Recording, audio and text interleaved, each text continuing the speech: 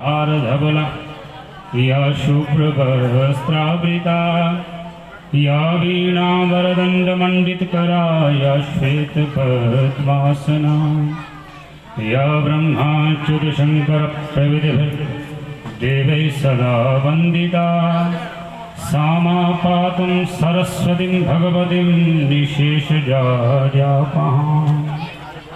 कोई तन दुखी कोई मन दुखी कोई धन बिन रहत उदास, थोड़े थोड़े सब दुखी सुखी राम जी का दास। राम नाम की लूट है लूट सके सो लूट, अंतकाल पछताएगा जब प्राण जाएंगे छूट। गुरु महाराज की जय।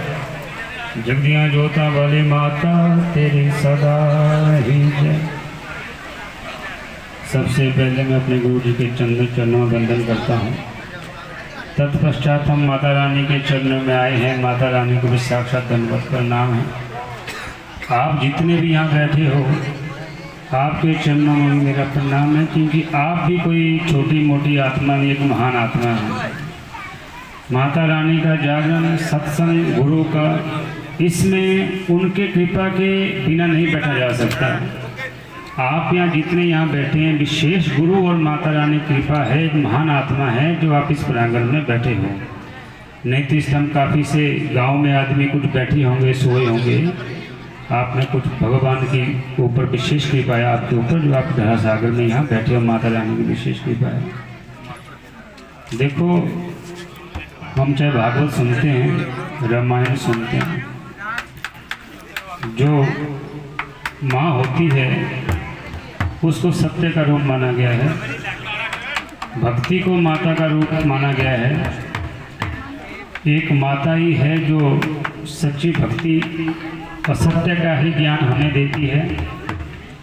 ये माता रानी की कृपा के कारण ही होता है। तो आज हम जो इस प्रांगण में आए हैं, माँ ज्वाला माता के विशेष दर्शन आपको हो रहे हैं। अब ज्वाला माता आपके प्रांगण में ही आगे आ चुकी है। आप जितना मर्जी माता को रिझा सकते हैं उतना रिझा सकते हैं, जब तक आप बैठ सकते, जितना पुण्य का आप फलभागी बन सकते हैं। ये पुण्य वो है, इसके कोई नॉमिनी नहीं होगा। ये वो बैंक बैलेंस है, इसके नॉमिनी नहीं होंगे।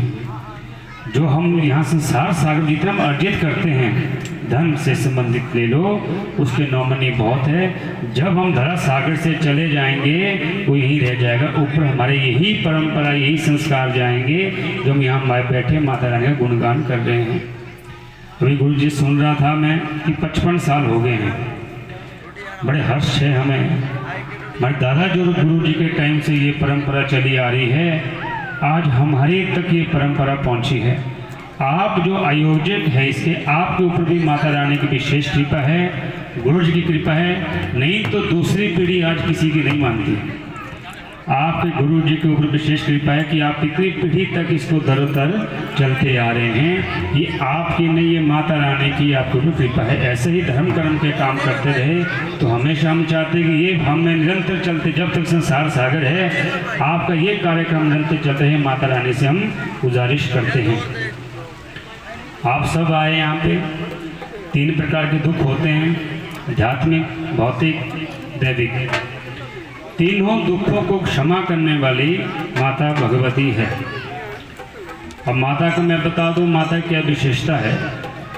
माता का पुत्र जितना भी बुरा कर्म क्यों ना करे, माता कभी पुत्र से निराश नहीं होती है। ये माता की विशेषता है। और माता को भक्ति कहा गया है। जब हम भागवत सुनते हैं, सत्यचित आनंद का एक भागवत पूरा है। सत्य वो है जो भक्ति कहते हैं। सत्य को हम माता मानते हैं। आज हमारे जो संन्यास परंपरा भी है, जब हम संन्यास लेते हैं तब भी उसमें कहा जाता है, जब आपकी माता सम्मुख खड़ी हो, आपके दंड और आप नतमस्तक अपनी माता के चरणों में होंगे, तो ये माता की पराकाष्ठा है। माता ही अपने बच्चों को अच्छा शिक्षा देने वाली ही है। ये जागरण जो होता है, जो संगीत है, ये बहुत अच्छी शक्ति है भगवान के पास नज़दीक पहुंचाने की। जितना हो सके गुणगान माता रानी का करते रहिए। आज आपसे ये भी निवेदन है, ऐसा नहीं है आप यहाँ जय माता करते रहो, घर में जो आपकी माता है वो दुखी हो। सबसे पहले हमने घर में जो हमारे माता पिता होता है उनको ही सुखी, उनकी ही आज्ञा का कर्तव्य करना है, तब आप इस जोत से कुछ ले सकते हो। आप ये सोचें हमारे घर में माता दुखी है और आप यहाँ जोत लेके जय माता दी कर रहे हैं, वो सिर्फ दिखावा होगा। आप वैसे ही वापिस चले जाओगे जैसे आप यहाँ पर आए हो। विशेष ये है अपने माता पिता का घर में भी सम्मान होना चाहिए। जिस तरह से हम माता को रिझाते हैं, भजनों से रिझाते हैं, गानों से रिझाते हैं, अपनी माँ को सच बोल के माता की सेवा करके ही उस माता को रिझाया जाता है। ये ज़िंदगी है, दिन है, बड़े छोटे से दिन हैं, काफ़ी उम्र हो चुकी है, क्या पता अगले साल इसमें से कौन हो कौन ना हो। तो जो हमारा किया हुआ कर्म होता है भगवान के निमित्त, ये हमें अमरता का प्रदान करता है। एक जल होता है, हम जल पीते हैं, जब उसी जल को हम भगवान को अर्पित करते हैं वो चरणामृत हो जाता है। दूसरी बात, हम पंचामृत करते हैं, ऐसे हम पंचामृत रखोगे, उसको अमृत नहीं बोलोगे, जैसे उसको भगवान के समर्पण कर दोगे वैसे उसको अमरता का प्राप्ति हो जाती है। हम प्राय अपने मंदिर जाते हैं, यहाँ आते हैं, कुछ फल ले जाते हैं, जब तक वो भगवान के सम्मुख ना पहुँचे तब तक फल है वो, जैसे भगवान को आप अर्पित कर देते हो उसके बाद वो प्रसाद हो जाता है। आप भी जो यहाँ जुड़े हो इस मंदिर से, इस माता से, आप भी अमरता के प्राप्त हो। जिसने ये जागरण शुरू किया होगा, जब तक ये धरा सागर है, हमेशा आप याद रखे जाओगे उनकी परंपरा से ये जागरण शुरू हुआ है। बाकी तो क्या पता कितने जन्मेंगे, कितने के मरेंगे, ये अमरता को प्राप्त करने वाला एक ध्येय है। आपसे प्रबुद्ध प्रार्थना है, आज हम प्राय देख रहे हैं दूसरी कौर है, ये तो जोत है, प्रत्यक्ष है। आज हम अपने पंथ को छोड़ रहे हैं, अपने धर्म को, सनातन परंपरा को छोड़ के छोटे छोटे पंथों में जा रहे हैं। सनातन परंपरा का हमारा प्रत्यक्ष प्रमाण है, यहाँ से 30 किलोमीटर माता ज्वाला है, आज तक कोई बुझ पाया, उसको बुझा पाया नहीं बुझा पाया। सनातन परंपरा की ये पहचान है, हमारा सनातन परंपरा वहाँ नतमस्तक होता है। और जगन्नाथ जी देखिए झंडा उल्टा घूमता है, ये हमारे सनातन परंपरा के एक नियम है। तो शास्त्र होता है, शास्त्र जो गीता है 100 साल पहले भी वही थी, 1000 साल पहले भी, आगे भी निरंतर वही होगी, उसमें हम ना जोड़ सकते हैं ना निकाल सकते हैं। देखो, किसी की भावनाओं से नहीं जुड़ना है, किसी के, हम आजकल किसी के सिद्धांत से जुड़ रहे हैं, सिद्धांत से जुड़ना है तो राम भगवान के सिद्धांत से ही जुड़ सकते हो हम। बस राम कथा सुनो, अगर आप अपना जीवन यापन करना है राम भगवान की कथा से, राम भगवान के सिद्धांत से हम अपना जीवन का निर्वाह कर सकते हो। बाकी जो कहते हैं आज हम जुड़ते हैं, आज हम आदमी शास्त्र से नहीं जुड़ रहे हैं, आज हम किसी के बातों से जुड़ रहे हैं, किसी के वचनों से जुड़ रहे हैं। कुछ वचन मन मर्जी के होते हैं, जो संत परंपरा होती है वो वचन शास्त्र के ही होंगे, वो 100 साल पहले भी कहे होंगे, 100 साल बाद भी कहे जाएंगे। आपसे करुण प्रार्थना है, दूसरी तो बात हूँ, और दूसरा मैं आपसे एक निवेदन करता हूँ, एक गाय माता है हमारे यहाँ, उसके ऊपर आप विशेष ध्यान दीजिए।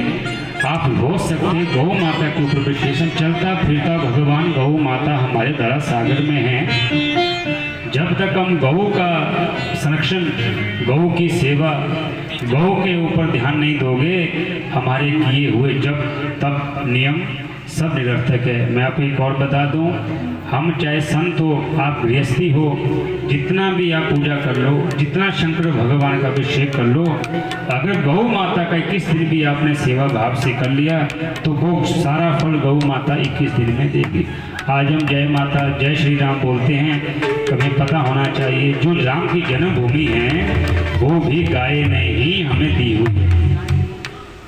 हाँ, जो जन्मभूमि है श्री राम भगवान की अयोध्या जो है, ये गौ माता ने ही चिन्हित की थी। तो बहुत कथा है, अब माता कभी टाइम लगेगा सुनाएंगे। आज जो राम गौ माता की दी हुई चिन्हित है। देखो हमारे ऋषि मुनि तत्व विवेकी थे, गौ गंगा गीता 3 को पवित्र माना है। गौ गंगा गीता, गंगा जी में तो प्रत्यक्ष प्रमाण है, कभी खराब नहीं होती है, होती है नहीं। गौ देखो प्रत्यक्ष देखता है। जब हमें लगता है संरक्षण में, किसी भी गौशाला में ले जाके आप किसी गौ को अपने संरक्षण में ले लीजिए। जब हम गौ को संरक्षण में ले लेंगे, हमारे माता पिता संस्कार आएंगे। आजकल संस्कार की बहुत कमी है।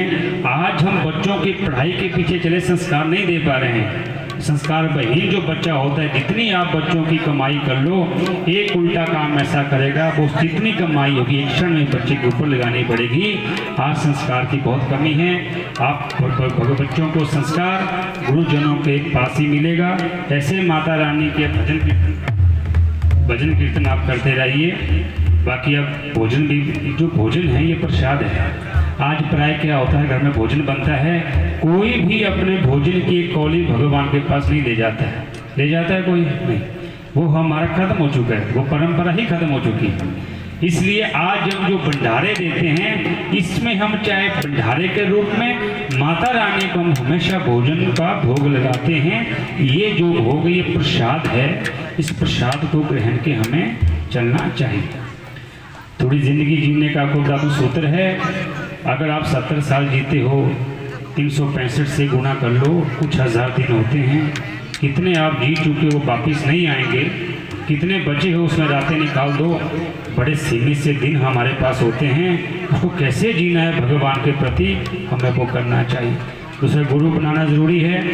आजकल यूट्यूब का ज़माना आ गया, अपने गुरु सब खुद बन रहे हैं। जब हमारे जिसका हम नाम लेते हैं, राम भगवान, कृष्ण भगवान, उनके भी गुरु थे। तो जब धरा सागर में कोई आता है, हमें गुरु को अवश्य ही बनाना चाहिए। ज़रूरी नहीं है कि हम यहाँ बैठे हैं भगवा कपड़े से या तिलक लगा के भगवान की प्राप्ति हो सकती है, ऐसा नहीं है। परंपरा का निर्वाह करना ही भगवान की प्राप्ति होती है। जो हमारे गुरु की परंपरा का निर्वाह करेगा, उस परंपरा में जितना खरे उतरेंगे, वैसे हमें भगवान की प्राप्ति होगी। ये नियम होते हैं, सृष्टि नियम से चलती है। बाकी अपनी वाणी को मैं माता रानी के चरणों में देता हूँ। आप भगवान का सुमरन करते रहिए, नाम ही साथ जाएगा। जितना नाम जाएगा, आप जो गाना गा लो, आप भागवत सुन लो, जब तक आप नाम लेने का जो आपके अंदर फतूर ना हो, आप भगवान की प्राप्ति नहीं कर सकते। नाम ही सर्वोपरि है, नाम से भगवान की प्राप्ति होती है। विष्णु पितामह ने एक ग्रंथ लिखा हुआ है, उसमें कहा है कि जो ज़्यादा गाना गाता है उनको भी नाम जपना चाहिए, क्योंकि गाना तब तक गा सकते जब अपने दांत है। जब दांत नहीं होंगे तो हम गाना नहीं गा सकते। नाम ऐसा है, आप मरते दम तक, शरीर तक भी नाम जप कर सकते हो। इसलिए नाम का विशेष महत्व है। नाम जपते रहिए, नाम से ही संस्कार आएंगे, नाम से ही भगवान की प्राप्ति होगी। इन्हीं वाणी के साथ मैं अपनी वाणी को माता रानी के चरणों में करता हूँ।